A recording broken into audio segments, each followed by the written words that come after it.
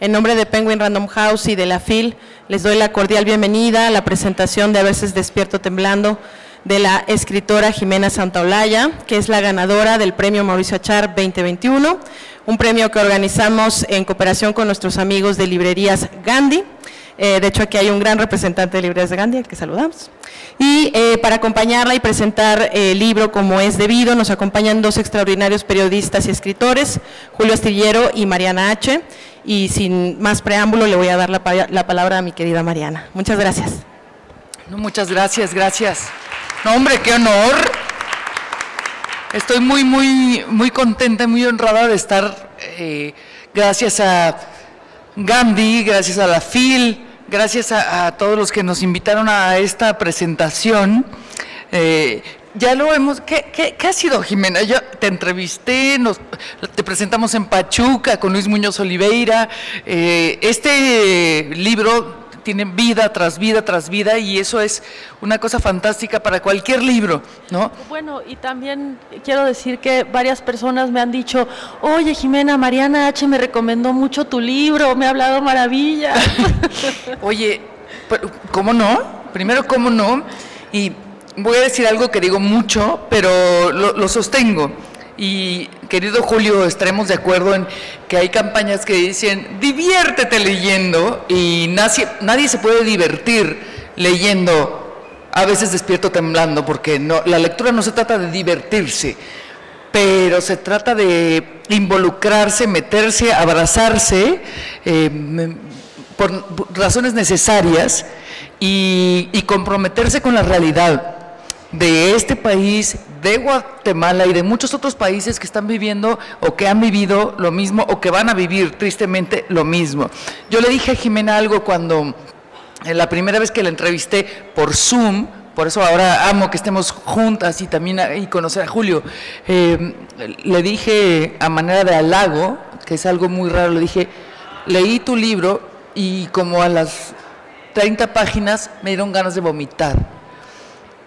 Y fue porque la literatura de Jimena es tan poderosa que logró eso en mí y en muchos lectores. Y si no logra eso en muchos lectores, toquen su lado izquierdo porque a lo mejor hay algo que no está palpitando por ahí, porque de verdad es algo brutal y se necesita de la literatura brutal para poder seguir en esta lucha que tenemos muchas, para abolir muchas de las cosas que están sucediendo en nuestros países.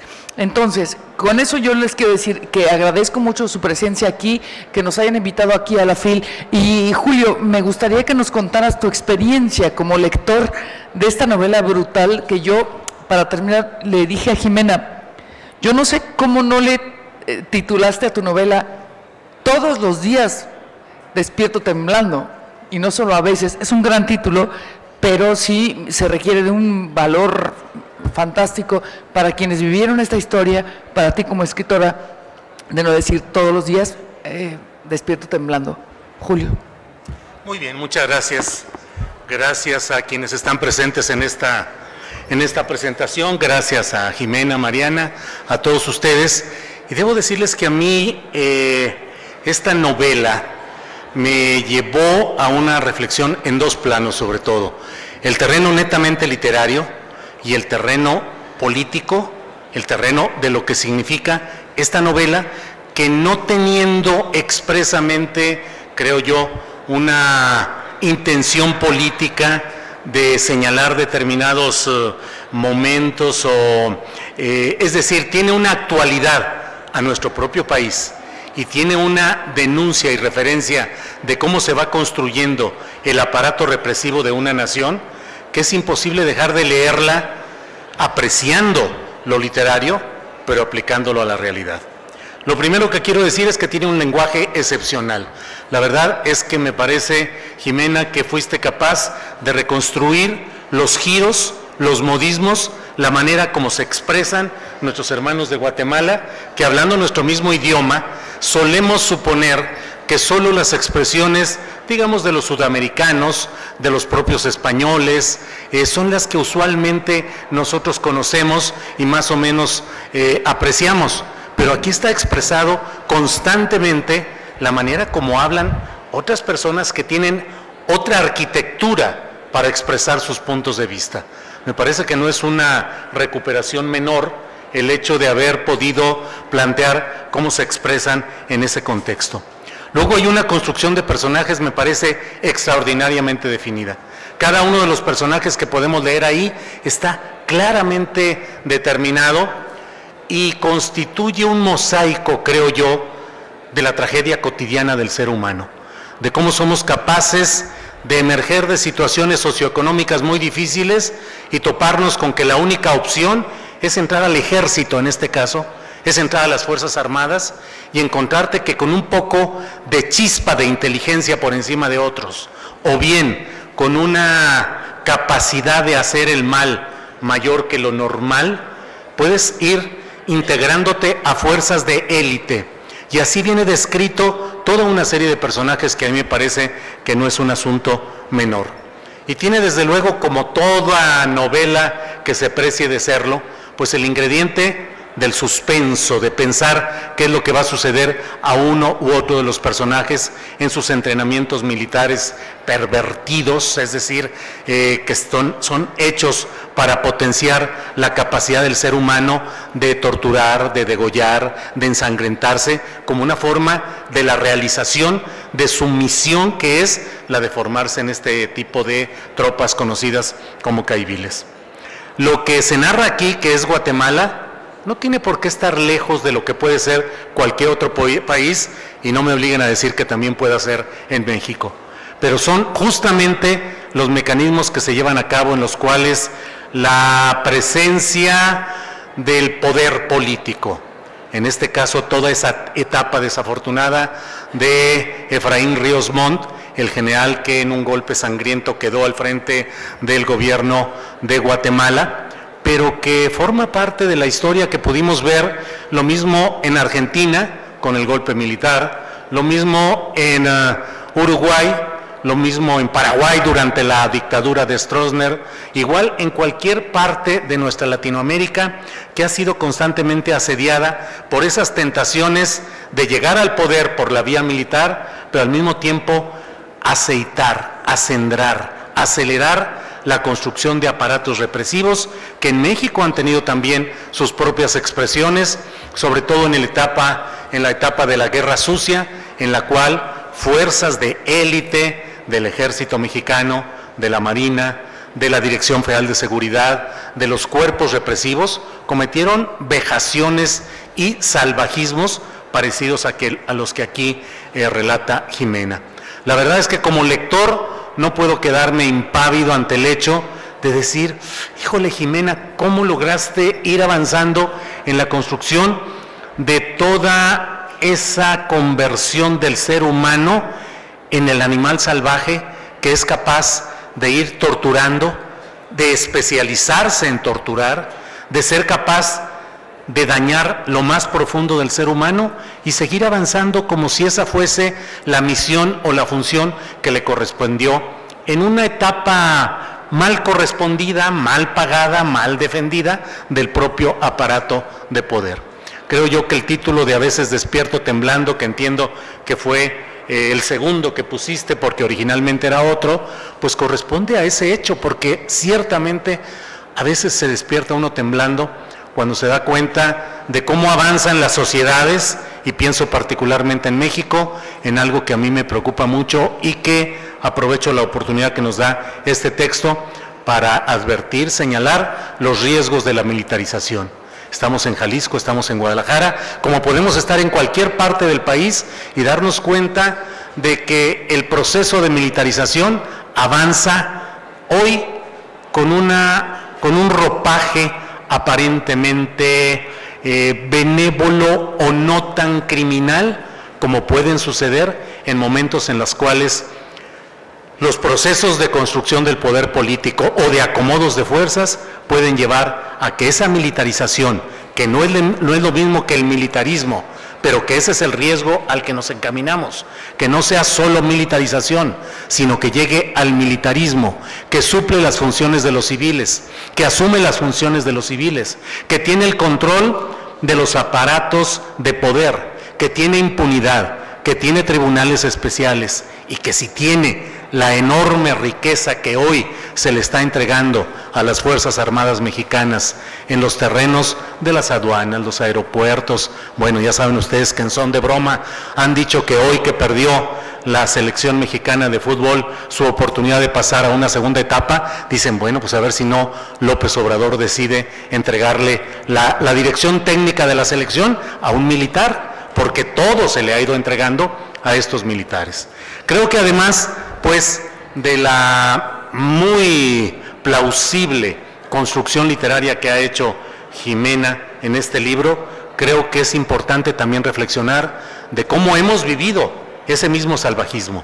En alguna etapa uno de los personajes vive también en México y aunque está retraído tratando de esconderse o evadir su propio pasado y su propia historia, lo cierto es que en México es un país tan grande, tan importante, que deberíamos de cuidarlo para que no nos llegue los efectos de la formación de torturadores y de represores que sí se ha dado sistemáticamente en las Fuerzas Armadas mexicanas, que han enviado contingentes personales oficiales de las Fuerzas Armadas, el Ejército y la Marina a ejercitarse en esos centros de contrainsurgencia, de combate a movimientos sociales que han sido sobre todo en Estados Unidos. Así es que no me queda más que celebrar e invitar a que lean este libro con un ojo muy acendrado en lo literario, pero también con un ojo muy atento a lo que sucede en estos países y lo que también puede suceder y ha sucedido,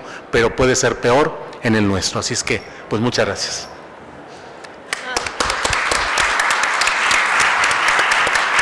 Jimena, veo que tienes unas anotaciones ahí. ¿Quieres decir algo o seguimos la plática? No, yo me encantaría, si quieren ustedes hacerme alguna pregunta, seguir la plática. Mira, decía Julio algo que me interesa mucho y me interesaba cuando te pregunté ¿cuánto tiempo has estado en Guatemala? Como para poder, dentro de la literatura, hablando de literatura, meter todas estas palabras, términos que, bueno, nosotros los mexicanos decimos, bueno, pues claro, le entendemos al guatemalteco, por así decirlo, ¿no? Sabemos el argot, pues, pero de pronto te das cuenta que estando tan cerca, de pronto hay términos que no hemos utilizado nunca y que lejos del, por ejemplo, del gilipollas o del tío, el de hostias, del español de España, pues, pensamos que dominamos. Y yo pensé que Jimena había estado mucho tiempo en Guatemala y la investigación que hizo, no nada más de los términos de la dictadura, de las torturas, sino del lenguaje, que si el lenguaje no se traduce como es, no jala, pues, ¿no? Es decir, no pega a los lectores como debería. Y me encantó lo que me contestaste, que fue de investigar. No, nunca estuve en Guatemala escuchando, sino investigando la parte lingüística. Cuéntanos un poco de eso. Claro que sí. Bueno, primero gracias a todos y a todas por estar aquí, gracias a Julio, gracias a Mariana. Estoy muy contenta de estar en la FIL. Y bueno, les platico un poco de lo que me pregunta Mariana. Yo cuando escuché en el radio con Carmen Aristegui una entrevista a Claudia Paz y Paz, que fue la fiscal que llevó a Efraín Ríos Montt a la justicia, hablando de esta dictadura, me quedé helada cuando escuché los números de las víctimas que había dejado esta dictadura, ¿no? En 16 meses, 100,000 muertos y desaparecidos, ¿no? Eso no tiene precedente en nuestro continente. Entonces, pues fue la dictadura más brutal de nuestro continente, cosa de la que no se habla mucho, se habla más de otras dictaduras, ¿no? Entonces, a mí me impactó y lo googleé pensando, pues se equivocó de número o escuché mal. Entonces, al confirmar esto, me sorprendió mucho yo no tener idea, ¿no? Siendo países vecinos, y empecé a leer mucho sobre Guatemala en ese entonces. poco a poco empecé a sentir la necesidad de escribir algo al respecto y primero pensé pues un artículo, unos cuentos. Cuando decidí que fuera una novela, eventualmente, tenía que ser una novela como si hubiera sido escrita por una guatemalteca, porque yo como mexicana pues no iba a ofrecer un texto acerca de la dictadura de Fray Ríos Montt como contándola con la voz de chilanga. Eso no podía ser posible, ¿no? Entonces dije, no, pues estoy metiéndome en camisa de 11 varas porque no tengo idea de cómo hablan en Guatemala, ni siquiera sabía que voceaban. Cuando me puse a escuchar el radio y a escuchar YouTube y a ver películas, dije, no, esto va a estar muy difícil. Yo creí que hablábamos más parecido. La verdad, yo estaba en la completa ignorancia, ni siquiera había ido de vacaciones a Guatemala. Y pues ir así un ratito a Tikal a ver las pirámides no me iba a ayudar a hablar como guatemalteca. Entonces fue obsesionarme completamente, oír todo el tiempo pues sí, definitivamente mi fuente primordial fue YouTube, la verdad, pero también libros, también películas, también eso, ¿no? Después sí, claro que visité Guatemala, claro que conocí personas, me ayudaron, no lo hice sola, después me ayudaron personas de Guatemala a revisar la novela, a revisar que no hubiera palabras que no iban, que no hubiera palabras que probablemente no se hubieran dicho, por ejemplo, en el 82, que no son las mismas que se dirían en 2012 en la otra parte de la novela. Así fue como la fui trabajando, ¿no? Con paciencia. Esa fue la manera. A mí me llama la atención el uso de las derivaciones, digamos, de cómo es capaz de decir la misma versión que nosotros diríamos comenta el libro. A lo mejor ahí dicen, comentate tú el libro vos, es decir, una serie de manejos de agregados idiomáticos, pronominales y de agregados, que yo creo que debe ser muy difícil estar pensando en escribir y al mismo tiempo estar pensando en cómo expresas exactamente esa manera de hablar. Sí, ese es un lado difícil, pero también es muy divertido. Ya después me empecé a divertir muchísimo tratando de hacer cada voz diferente. Como, bueno, la novela tiene 12 voces, todas hablan en primera persona, y lo más divertido, aunque también de lo más complicado, era que cada una tratar de que hablara distinto, ¿no? Porque de repente todos me sonaban iguales y eso no podía ser.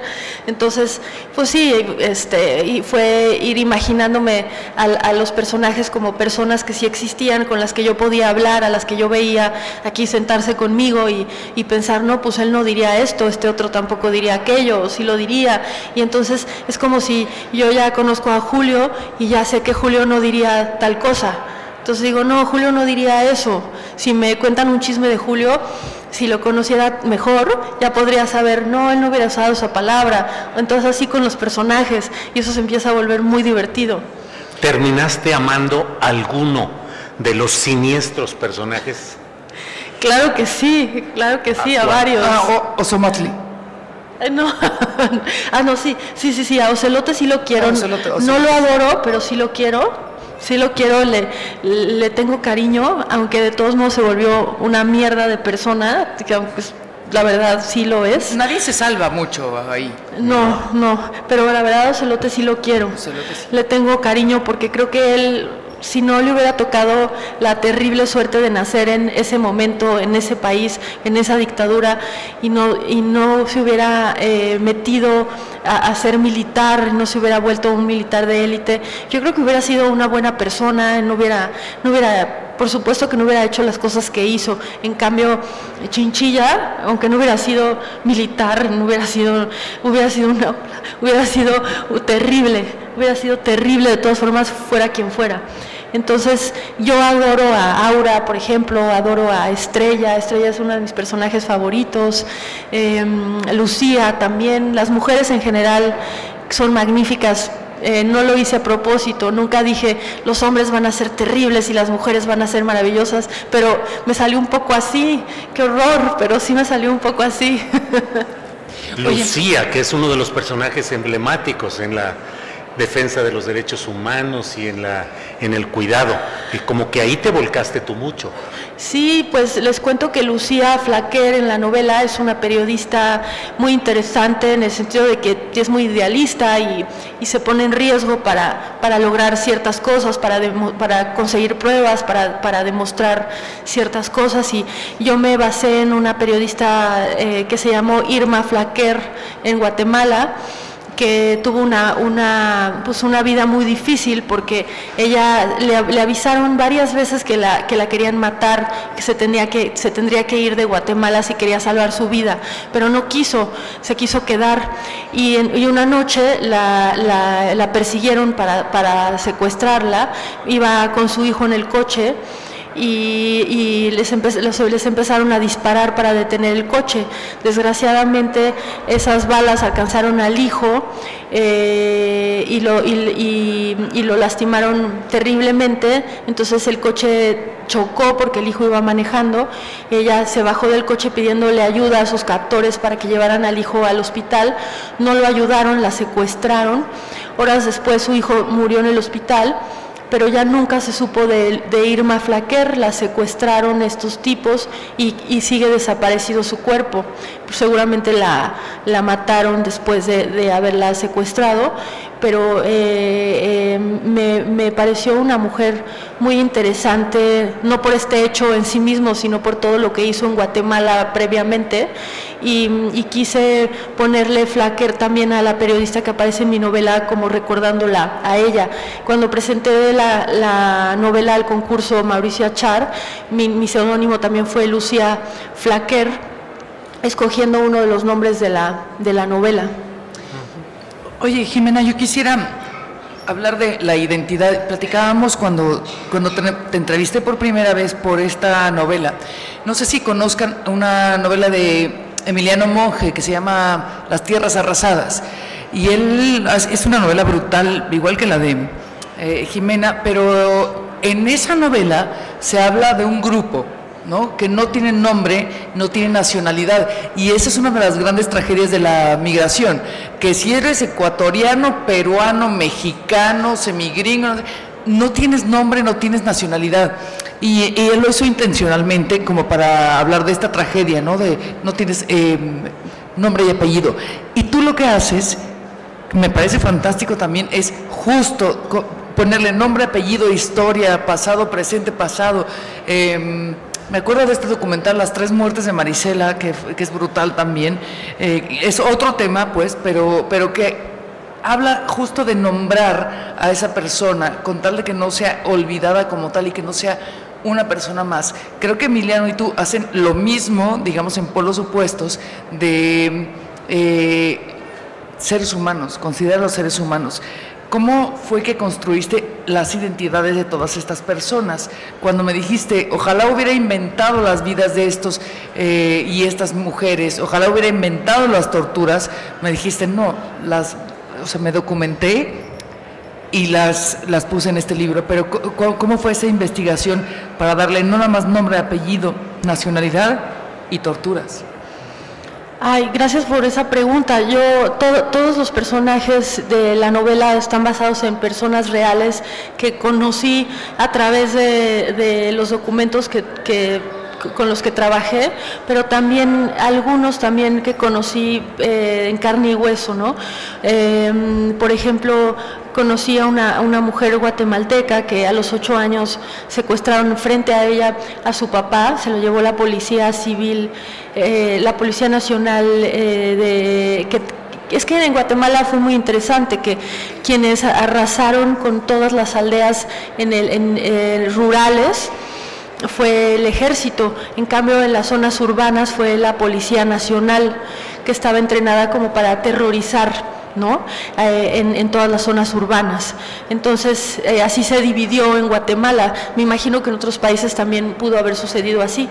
En el caso de esta mujer que yo conocí, fue la policía, que era la policía secreta o la mano blanca o los que hacían las listas negras, ¿no?, para ir desapareciendo a la gente que era enemiga del gobierno de Efraín Ríos Montt. Entonces, su papá era un médico, estaba en contra del gobierno. cuando ella tenía 8 años, llegaron a su casa y se lo llevaron, nunca más supieron de él. Y muchos años después, cuando se publicó el diario militar era literalmente un diario militar en donde se ponía a qué hora le dieron de comer, a qué hora le dieron de cenar, si no le dieron de comer a la persona en cautiverio, si la torturaron, si no la torturaron y qué día la mataron, ¿no? Ella ahí resultó que apareció su papá, que no habían sabido de él en 30 años, no, en 20 años, perdón. Entonces, así se enteraron de que pues sí lo habían torturado durante meses, que nunca habló y que finalmente lo mataron. Y ella me platicó de su experiencia.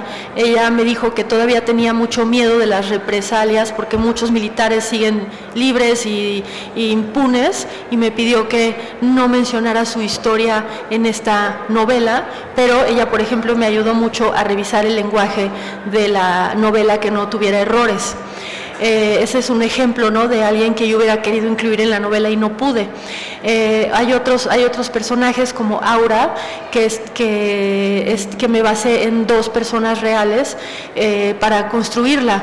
Me basé en una chica de 16 años, una adolescente, que secuestraron los militares y la torturaron durante 9 meses por la simple razón de que su mamá era una activista en contra de Efraín Ríos Montt, y para castigar a su mamá le quitaron a la hija y la torturaron 9 meses, pero unas torturas que ni siquiera pude poner todas en el libro de lo horrorosas que eran. Yo pensé, no me van a creer si las pongo, entonces elegí las que yo sentía que podían estar aquí y que eran creíbles, ¿no? Y esa personaje, Aura, la mezclé con otra mujer a la que violaron y quedó embarazada y le robaron a su hijo, que nunca pudo encontrar. Entonces quedaron esas 2 en una misma historia, en la de Aura. Y así todos. También Gavilán está basado en su personalidad, digamos, en Guzmán de Sena, el Z1, que fue militar, lo que decía Julio, ¿no? Fue militar mexicano, GAFE, es desertor, lo entrenaron para hacer un arma de matar, para ser una persona completamente deshumanizada, y pues le pagaban lo mismo que le pide el Estado que haga, que es torturar, matar asquerosamente, pues también se lo pide el crimen organizado, pero le pagan más. Entonces pues mejor lo hace para el crimen organizado que para el Estado, si va a ganar más dinero, y es lo mismo, ¿no?, el mismo trabajo. Entonces después se fue con el Cártel del Golfo, y después después fundó los Zetas. Y yo me basé en la personalidad de él para construir a Gavilán, aunque Gavilán no es Zeta en la novela, pero era su perfil, y así los fui construyendo a cada uno. Yo te pregunto, ¿y ahora, actualmente, qué te hace todavía despertar temblando? Pues muchas cosas, pero lo que sí te puedo decir es que durante todo el tiempo que estuve trabajando en esta novela, tuve momentos muy oscuros. Yo sí, por ejemplo, sí necesité varias veces atenderme psicológica y psiquiátricamente, porque me deprimía mucho. Me deprimía mucho de toda la información. Me imagino que como periodista sabes perfectamente de lo que estoy hablando. Yo no soy periodista, pero tuve como una experiencia similar a lo que debe de ser la vida de un periodista, ¿no?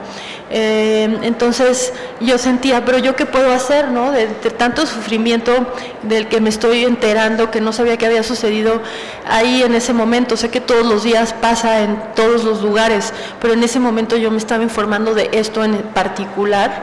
Yo decía, pero pues yo qué puedo hacer, yo ni soy periodista, ni soy una heroína, ni soy una activista. Pero después pensé, bueno, lo único que se me ocurre que puedo hacer es escribir la historia, tratar de que llegue a lectores y lectoras que se enteren, y creo que eso sirve de algo, porque a mí me ha servido leer libros de otras personas, me ha servido sensibilizarme, tener menos prejuicios, me ha servido saber más, y creo que me ha hecho mejor persona. Entonces yo sentí que era un granito de arena que me ha hecho sentirme bien de haber escrito la novela en ese aspecto. Sí. Gracias. Oye, hay una figura en la novela que es muy también de la cultura mexicana, que a lo mejor me estoy revelando mi ignorancia porque debe ser también de la cultura guatemalteca, pero que es el nahual, y el nahual me parece una figura bien importante en la novela. Cuéntanos un poquito ¿cuál es la relación de los personajes con el nahual o contigo misma y tu nahual o tus nahuales? ¿Cuál es tu nahual? Exacto. Ay, yo quisiera que mi nahual fuera el venado, pero no sé, no sé, este es un deseo mío, el venado se me hace un animal muy noble, pero creo que mi nahual sería un animal un poco más agresivo, un poco más violento, aunque tengo una apariencia muy dulce, pero no soy tanto. El nahual a mí me parecía muy interesante ponerlo en la novela porque obviamente existe tanto en México como en Guatemala porque hay por los mayas, ¿no? A mí me parecía como una metáfora muy importante del alma, de perder la humanidad, y Ocelote creció creyendo en los nahuales porque así en su familia era muy importante el nahual como figura, y por eso la novela inicialmente se llamaba Muerte de un nahual, haciendo alusión a que Ocelote, conforme estaba en estos entrenamientos deshumanizantes de militares de élite, de caiviles como le llaman en Guatemala, y fue perdiendo su humanidad conforme fue además masacrando, fue torturando, fue después parte del crimen organizado. Entonces a eso me pensé que el nahual era la mejor forma de hacer referencia a perder el alma, ¿no? en todo esto, y además creo que de esa manera también podía entrar como en ese mundo más misterioso que compartimos en ambas culturas, ¿no? Que es la misma finalmente, es algo que nos une también a Guatemala y a Centroamérica. Sí. Bien, pues me parece a mí que además de todo ello, me llama la atención que hayas dicho que a pesar de tu apariencia dulce, puedes ser muy violenta, porque en el fondo todos podemos ser los personajes que están ahí. Sí, bueno, es algo que yo exploro mucho en esta novela. ¿Qué pasaría si cualquiera de nosotros nacemos en esa situación, ¿no? En una dictadura, ¿qué tal que nos pasara como a dedos, ser robados, ser obligados a estar en el ejército, no poder desertar, tener que hacer un entrenamiento de este tipo, deshumanizante, que ser obligados a lo mejor a matar a tu propio hermano, porque eso lo puse en la novela, pero no me lo inventé, lo leí en uno de los casos con los que me topé, y yo no sé qué hubiera hecho yo, no me tocó eso, pero no sé cómo hubiera actuado yo. Y por eso también es algo que exploro en la novela, ¿no? Nunca quise presentar a mis personajes como totalmente buenos o totalmente malos. Sí. Pues sí. Bueno, antes de llegar a la sesión de preguntas y respuestas, por favor, un aplauso para Jimena Santaolalla. La valientísima y talentosa Jimena. Gracias, de verdad, gracias. Bueno, Julio, a todos ustedes. Y preguntas concretas, por favor, ya saben que esta es la sesión de no es una pregunta, sino es un comentario, pero por favor, si tienen una pregunta. Sí, por favor, aprovechen a la autora que está aquí. ¿Y tienes una pregunta, compañero? ¿Tenemos micrófono? Así. Gracias, Aquí. producción, acá. 1, 2, 3. El primero es el de aquí adelante. Sí, el joven, de el aquí joven. adelante. Hola, ¿qué tal? Quería preguntarte, me llama mucho la atención lo que has dicho sobre la influencia del periodismo en tu investigación sobre los crímenes. ¿Y qué relación crees tú que tiene el periodismo actual o en general con la memoria colectiva del crimen y luego la producción narrativa que sigue a esa memoria colectiva? ¿La producción de qué? La producción, ¿qué relación tiene el periodismo, la investigación atrevida periodística, no el periodismo del statu quo, con esa memoria colectiva sobre la barbarie de la cual luego los escritores creáis obras como la tuya? Pues yo diría que por un lado a mí me interesaba recuperar una memoria que ya existe, que ya está documentada en muchísimos lugares, ¿no? Ya está documentada, por ejemplo, en estos informes de abusos a derechos humanos que existen en Guatemala, como Guatemala Nunca Más, de Monseñor Gerardi, que por cierto lo mataron pocos días después de haberlo presentado, donde hay muchísimos testimonios y ahí se podría decir, pues ahí está todo, ¿no? ¿Para qué escribir ahora una novela?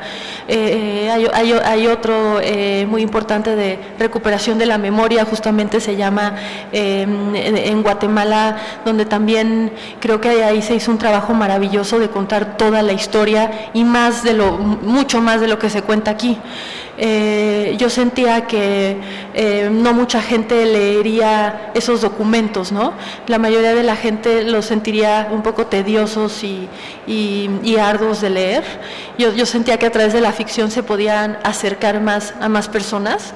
Y igual las sentencias, ¿no? Por ejemplo, la sentencia por genocidio contra Efraín Ríos Montt es una sentencia muy interesante, llena de testimonios que para mí fue fascinante leer, pero también me di cuenta que la manera de estar escrita, lo largo que es, lo tedioso, lo aleja de muchas personas. Entonces, esa memoria colectiva que ya existe, que ya está ahí puesta en documentos muy valiosos, en realidad se pierde de alguna manera si no se acerca de formas más digeribles, que yo creo que la ficción lo es, ¿no? En cuanto al periodismo, como lo mencionabas tú, que yo no soy periodista para nada, pero de alguna manera quise jugarle un poco a la periodista. Esto no lo digo, por ejemplo, si me hacen una entrevista en el radio o en una red social, porque todavía me da miedo contarlo, pero por ejemplo yo me metí a un chat de ligar de militares en Guatemala, y que tenías que ser militar o haber sido militar un tiempo o haber estado en un entrenamiento, y entonces era solo gente que quería salir con militares, y yo tenía mucho interés en enterarme de cómo eran los entrenamientos, pero no podía preguntar así abiertamente, pues porque se suponía que yo también había estado, ¿no? Y estuve como año y medio en esos chats, que a mí me sirvió muchísimo, tuve muchísima información de ahí, pero luego dije, no me vayan a cachar, que yo no era ninguna militar, ni exmilitar, ni nada que se le parezca. Me salí y todo, ¿no? Y nunca lo digo así en algo grabado, que salga de ningún lado, pero eso para mí fue una experiencia muy interesante, aunque también que sentí un poquito peligrosa, porque, por ejemplo, en mi novela yo tenía un personaje que se llamaba Amílcar Chinchilla, que yo lo quería hacer exactamente idéntico a la Amílcar Chinchilla que existió durante la dictadura, pero después me encontré en las redes sociales que su nieto también se llama Amílcar Chinchilla y se veía una persona bastante violenta. Entonces dije, no, pues ya no le voy a poner Amílcar Chinchilla, y ya le cambié a otro nombre, le puse, ya no me acuerdo cómo le puse, porque como todos les pongo un nombre de un animal, ya no me acuerdo luego el nombre y apellido que le puse después, pero así, o sea, así lo trabajé. No sé si contesté tu pregunta, pero... Otra pregunta, ay, güey, perdón que estaba yo chateando, me están tratando de extorsionar mi tío, supuestamente, en este momento. Pero, ay, no, espero sí, que... pero dije unos insultos horribles antes de bloquearlo. ¿Pero fue falso?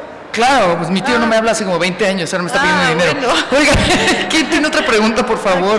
Aquí hay otra, y allá hay otra, y acá hay. Aquí es en el micrófono. ¿Por qué ficción? O sea, es decir, tenías los elementos para construir un ensayo, una crónica, una nota semiperiodística. ¿Por qué elegiste hacer la ficción? Porque creo que, porque esta historia que me impactó tanto y yo quería contarla como diera lugar, pensé que era la mejor forma de llegar y de conmover, porque a mí la ficción es lo que más me conmueve, definitivamente. Yo creía que de esa manera se podía llegar más a lo emotivo, así sinceramente creía que ahí podía romper más corazones, pero también porque creía que podía hacer un buen libro, creía que podía hacer una buena novela, y quería probar si sí lo podía hacer, o sea, las dos cosas a la vez. Bueno, muchísimas felicidades, lo empecé ayer y estoy fascinada. Dos preguntas muy rápidas. ¿Cuánto tiempo te tomó desde que dijiste voy a escribir esto, documentarte, escribirlo? ¿Y qué tan difícil te fue pasar de la lectura como dura, tediosa de los testimonios, las sentencias? ¿Cómo lo volviste literatura? ¿Cómo fue ese proceso para ti? Ay, gracias. Pues me tomó 8 años en total, de 2013 a 2021.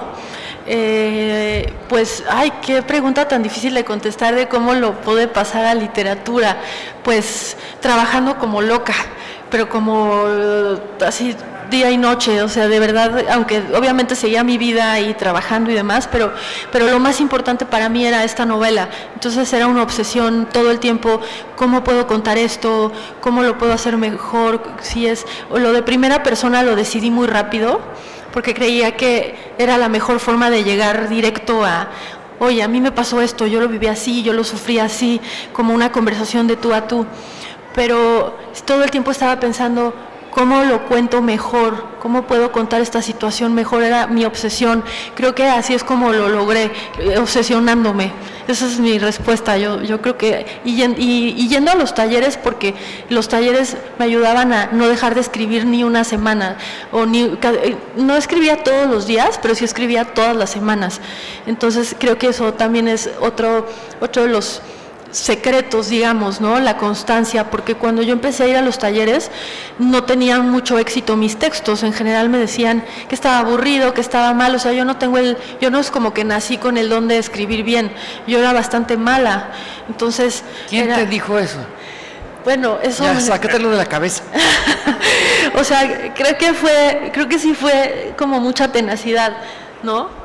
Porque yo decía, esto lo tengo que contar y lo tengo que contar muy bien y a ver cómo le hago, pero va a salir, ¿no? Entonces fue como mucho trabajo. Sí. Muchas gracias. Ahora sí, unita más allá. Sí, gracias, porque nos tenemos que ir, tenemos que concluir, pero una más. Hola, Jimena.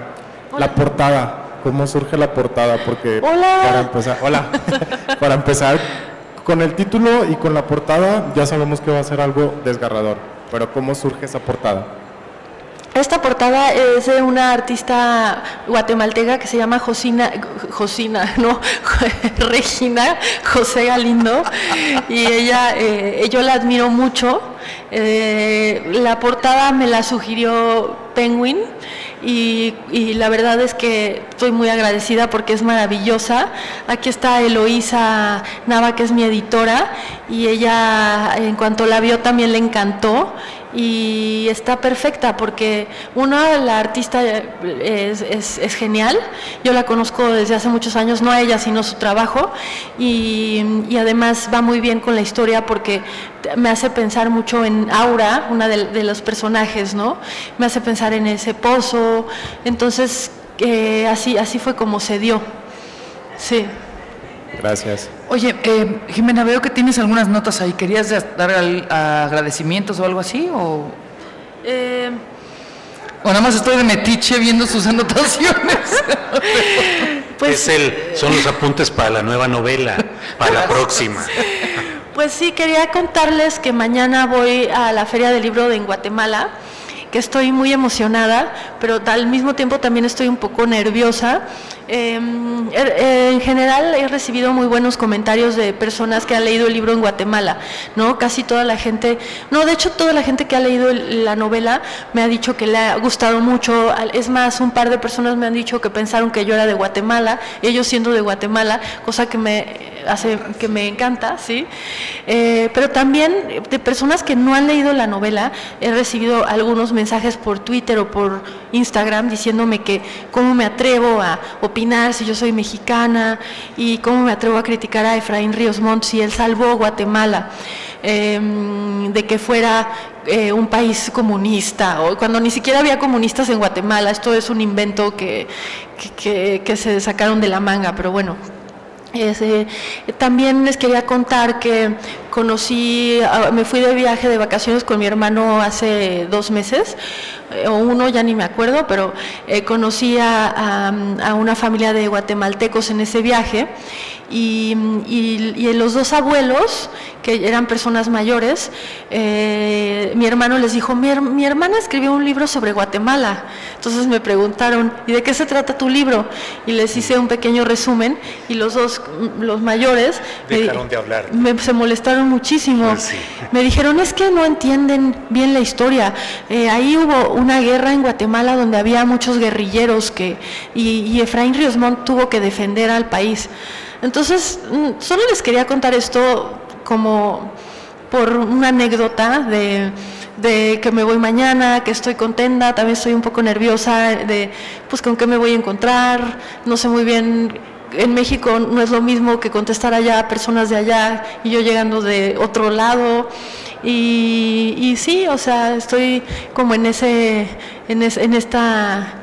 aventura, ¿no? Que será ahora ir a dar la cara al país del que escribí, y creo que tengo muchas notas, pero esta es la única de la que hablaré porque ya no me da tiempo de más, pero sí, eso les quería contar, y también otra vez darles las gracias por estar aquí, darle las gracias a Julio, darle las gracias a Mariana. Y que le dé suerte este aplauso que le vamos a dar a Jimena con todo lo que se lo merece. Gracias. Ay, yo me aplaudo, ¿eh? Sí, apláudate, güey. Firma de libros en el stand de Penguin Random House. Gracias, Elo. Gracias, producción. Gracias a todos por estar aquí. Sí. Gracias tú, vieja. Gracias, Jimena. Ay.